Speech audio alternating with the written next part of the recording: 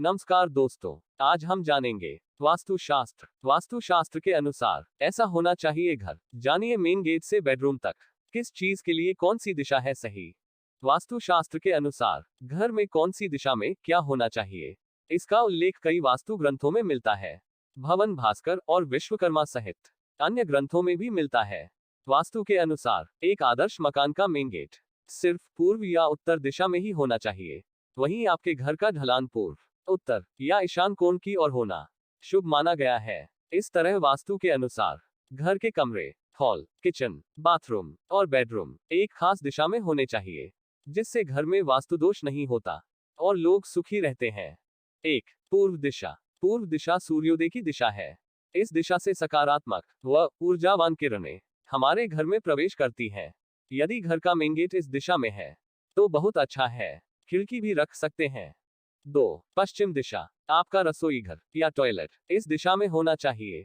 रसोई घर और टॉयलेट पास पास ना हो, इसका भी ध्यान रखें।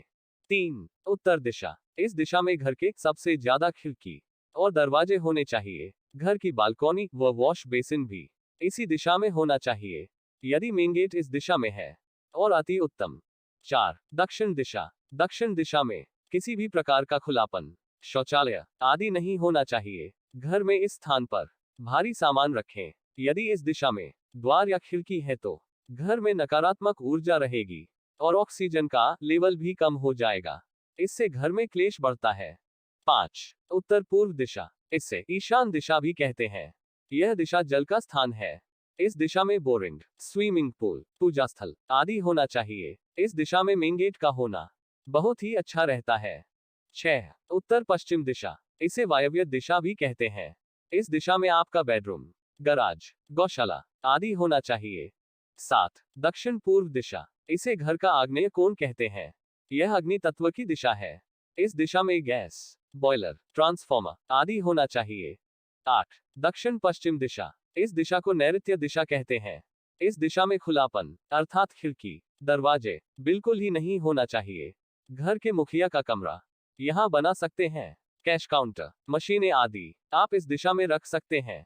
9. घर का आंगन। घर में आंगन नहीं है तो घर अधूरा है। घर के आगे और पीछे छोटा ही सही पर आंगन होना चाहिए।